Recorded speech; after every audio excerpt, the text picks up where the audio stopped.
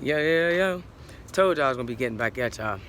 Well, you know what I'm saying today, man, I just want to start off by saying, man, I hope everybody been keeping it positive while making progress productive. You know what I'm saying? Because, man, that's the only thing we can do for real, is keep moving forward, man. We really don't got no choice but to keep moving forward, man. We cannot afford to regress. We can't even regress back to yesterday because we trying to make up for 300 years of lost time.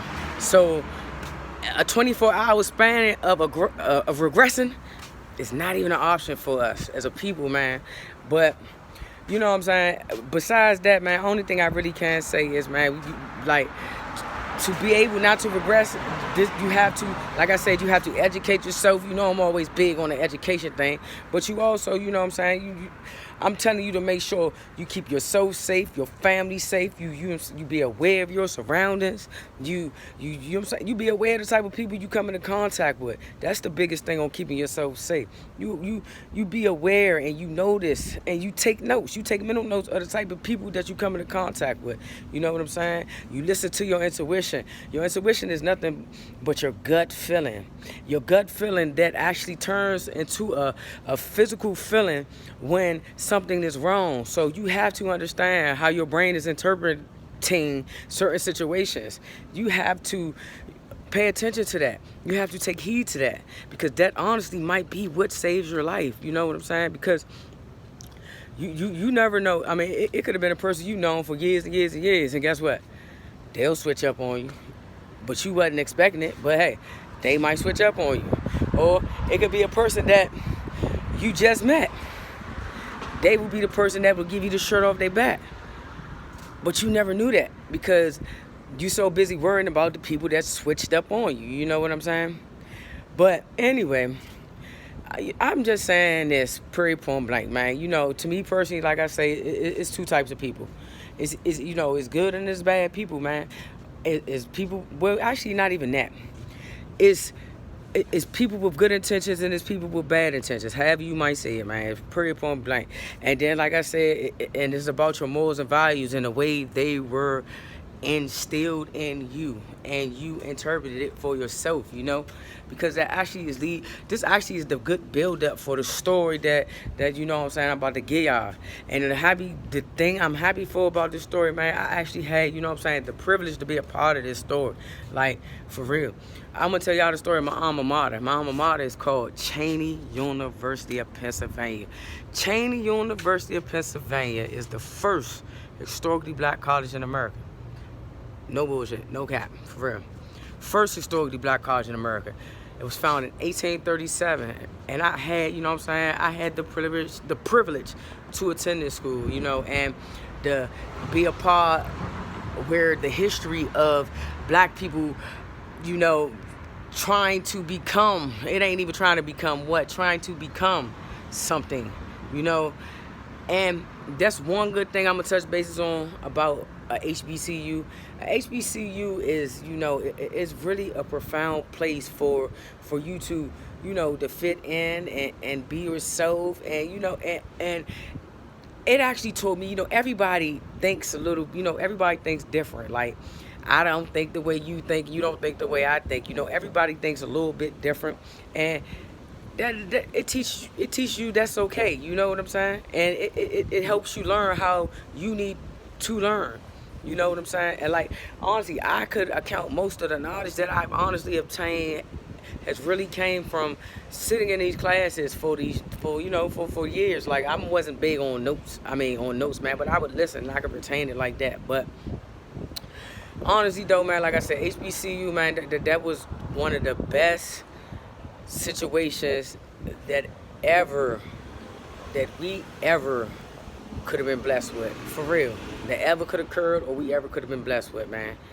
A situation to where you are entitled to learn. Like, I mean, I just don't even know. Like, there's no other words to really put that in. But I'm gonna lead you up to this story. So, this guy, a guy by the name of Richard Humphreys. Richard Humphreys actually was an immigrant from the West Indies, and you know, he actually grew up on a plantation, but he never really agreed with the treatment of, you know, people of African descent, and he, you know, it kind of just, it made him leave home. Like honestly, when he was old enough to go, he wound up immigrating to America. He moved to Pennsylvania. He moved to Pennsylvania. Why? Because Pennsylvania was pretty much a safe haven for the Religious Society of Friends, which are the Amish people, which are some of the most probably misunderstood beautiful people in the world. Like honestly, like believe it or not, as far as we're concerned, like these were some of the first abolitionists and things of that nature. That, you know, these were the people that stood there and for us when we couldn't fight for ourselves. You know what I'm saying?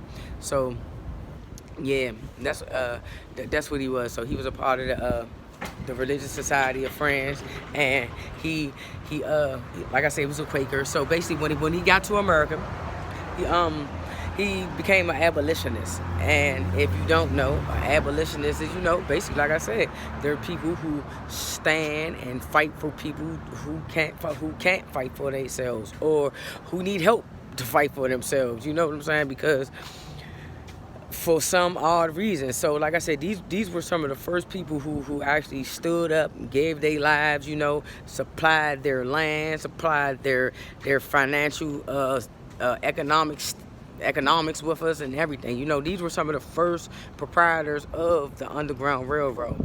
You know what I'm saying? This was a lot of the houses that were ran by the Quakers, the Religious Society of Friends, you know. And it's just odd enough to think about this. You got to think, once people got to Pennsylvania, you were free. So I guess you were going there, you were going to them, you know. I guess they would help you get to them, and they had enough influence that once you got in their land, you were free. But anyway, let me get a little bit behind the Quakers. See, the Quakers were people that probably could understand our struggle, because they were people that suffered from religious persecution in England. They had to get up and abandon their homeland because, you know, some religious organization thought they was not right. Well, mainly the Church of England, but I mean, I don't know. You know what I'm saying? But some religious organization thought they weren't right, and basically they decided to kill, harm, hurt. Same thing. Everybody goes through the same thing. Like I said, this stuff just happens continuously over and over again to different sets of people. So when it was their turn up, you know, they were people that suffered from, like I said, religious persecution, meaning people disliked them and wanted to cause them harm because of what they believe. They believe in Jesus. Because basically their whole religion is about everybody has the light of Christ in them. That's why everybody's always equal to them. They should have been the ones that wrote the Constitution out, right? But like I said, you know, they were some decent guys. You know what I'm saying? But anyway, back to that. The guy Richard Humphreys. He like I said, he went to Pennsylvania, and you know, he was a big abolitionist. He was, you know, he never agreed with the way, you know, African Americans or Native Americans were treated. So, you know, he got out there. He did something, man. He did something. So, and by the time he passed away, he still did it in death, and that's the wild part. People can't even do stuff when they're alive, but this man was still doing it from the grave. So what he did was, in his will, he bequeathed $10,000 to people of African descent. Okay, for people of African descent, so they could form an institution, so they could just get ahead in life. Like he just wanted to make sure they got ahead in life, to make sure they can get a job, to make sure they could be able to take care of themselves. So that's what he did. He charged 12 Quakers, or put 12 Quakers in charge of, you know, making the institution, which they did. Thank you to them guys, which they did. And you know, it opened its doors in 1837 as the African Institute, right? So 1837 opened its doors as the African Institute. That name really, it didn't stick around that long. So they changed the name probably a couple months later. They changed the name to the Institute of Colored Youth. I'm sorry, the Institute of Colored Youth. The Institute of Colored Youth was a place that made a lot of religious, educational leaders from from from everywhere, because just like I said, this was one of the first. This was just one of the first where you could go be educated. And a good thing, like I said, well, the best thing, it's not even a good thing. The best thing about, since the creation of Cheney University, man, you got to think about all that follow suit. That's one thing they did very well, that we used to do very well back then. We used to follow suit with positivity instead of following suit with some craziness, right? So they followed suit, and that was the creation of many, many more, historically black colleges, which are the proprietors of all the great black people from our past. And that's real. It is no other way to say it. It's no other way to say it. That HBCUs made it made the people of African descent that were the prominent people back then. It really did. You know what I'm saying? Even though, they might have went to their undergrad school, and then they might have finally started getting accepted to even things like Harvard and Yale or whatever else. But still, guess what? Before it was any of that, man, for us, it was HBCUs, man. And they made our leaders. And if you don't believe that, you can look that up. You know what I'm saying? I mean, anybody you think of that did something prominent back in the, probably from, since slavery was abolished to,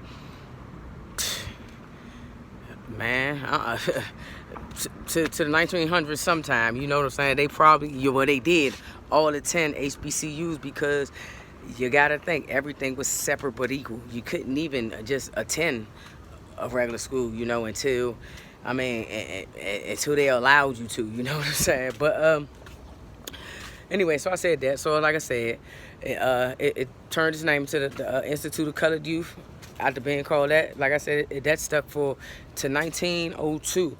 In 1902, it moved to where, like I said, where I had the pleasure to go to. It moved to George Cheney Farm. George Cheney donated this farm, to the people of African descent too. And basically that's where the name Cheney come from, because that name just pretty much stuck, And like I said, since 1902 to now, man, like we hey, they still making people, you know what I'm saying? Like HBCUs, man, they make you great. I'm a big promoter of it. I'm a big promoter of it.